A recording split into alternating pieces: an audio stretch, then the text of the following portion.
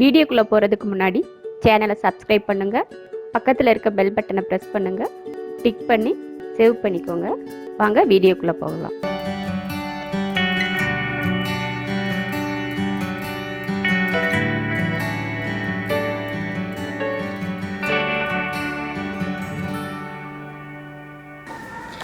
ரவா குலாப் ஜாமுன் செய்ய போகிறோம். இதில் வெள்ளை ரவை 1 கப் எடுத்திருக்கேன். 200 கிராம் ரவை. இது 1 கப் ரவைக்கு 3 கப் காய்ச்சி வச்சுருக்க பால் எடுத்து வச்சுருக்கேன். 1 கப் ரவைக்கு 3 கப், அதே கப்பில் 3 கப் பால். பாகு காய்ச்சறதுக்கு இதில் 1 கப் சர்க்கரை, லெமன் கொஞ்சம், ஏலக்காய் 3 எடுத்து வச்சுருக்கேன். பாகு காய்ச்சறதுக்கு ரவா குலாப் ஜாமுனுக்கு இது மட்டும்தான் தேவை. இப்போ குலாப் ஜாமுன் ரெடி பண்ணலாம். சர்க்கரை பாகு காய்ச்சறதுக்கு இதில் 1 கப் சர்க்கரை, கொஞ்சம் லெமன், 3 ஏலக்காய் எடுத்திருக்கேன்.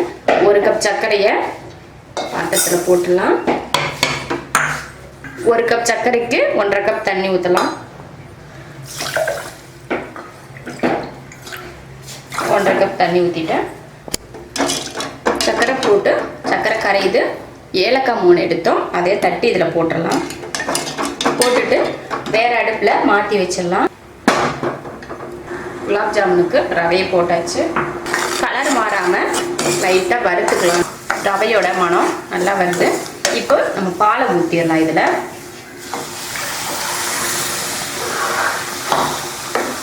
அடுப்பை கொஞ்சம் சிம்மில் வச்சுக்கலாம். அப்போ தான் ரவை வேகும், அதனால் சிம்மில் வச்சாச்சு.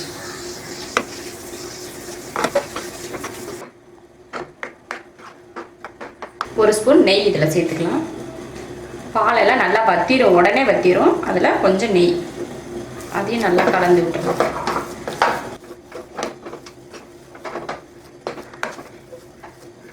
பால் ஊற்றி கலந்துட்டு அதுக்கப்புறம் நெய் ஊற்றி நல்லா ஒன்று சேர்த்து கெட்டியாக வர வரைக்கும் பிசைஞ்சாச்சு.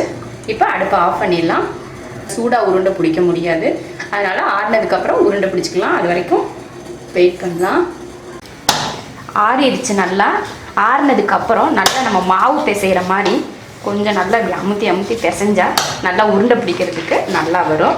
ஒரு 4-5 நிமிஷத்துக்கு இப்படி நல்லா அமுத்தி பிசைங்க. அப்போ தான் நல்லா உருண்டை பிடிக்கிறதுக்கு நல்லா வலுவலுப்பாக வரும். இப்போ உருண்டை பிடிச்சிக்கலாம்.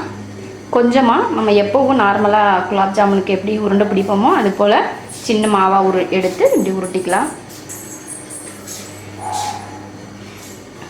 உருண்டை பிடிச்சாச்சு. இப்போ எண்ணெயில் போட்டு பொரிச்சு எடுத்துக்கலாம். பாகம் அந்த பக்கம் ரெடி ஆகிட்டு இருக்கு. எண்ணெய் காஞ்சிருச்சு. எண்ணெய் காஞ்சதுமே சிம்மில் வச்சுக்கலாம்.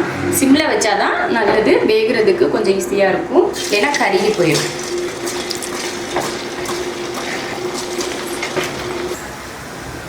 போட்டாச்சு.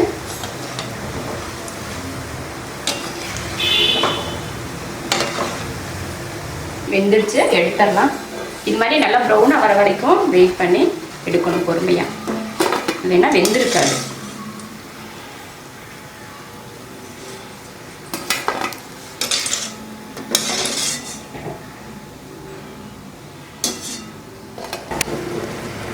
இப்போ பாகு ரெடி ஆயிடுச்சு.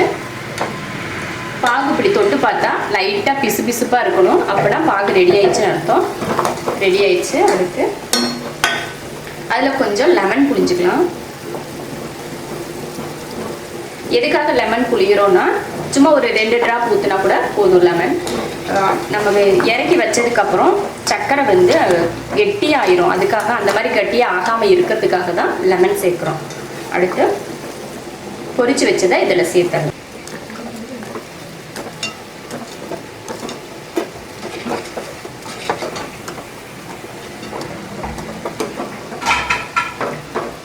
போட்டு ஒரு 2 நிமிஷத்துக்கு கொதிக்க வச்சிடலாம். அப்போ சாஃப்டாக இருக்கும்.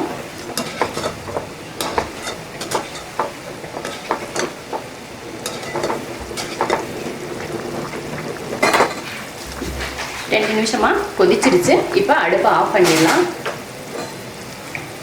ரவா குலாப் ஜாமுன் ரெடி ஆயிடுச்சு. இது நல்லா ஆறினதுமே எடுத்து நம்ம சாப்பிட்றதுக்கு போட்டுக்கலாம். குலாப் ஜாமுன் ஆறிடுச்சு. எவ்வளோ சாஃப்டாக இருக்குது பாருங்கள், ஊறினதுமே. இப்போ சாப்பிட்றதுக்கு எடுத்துக்கலாம்.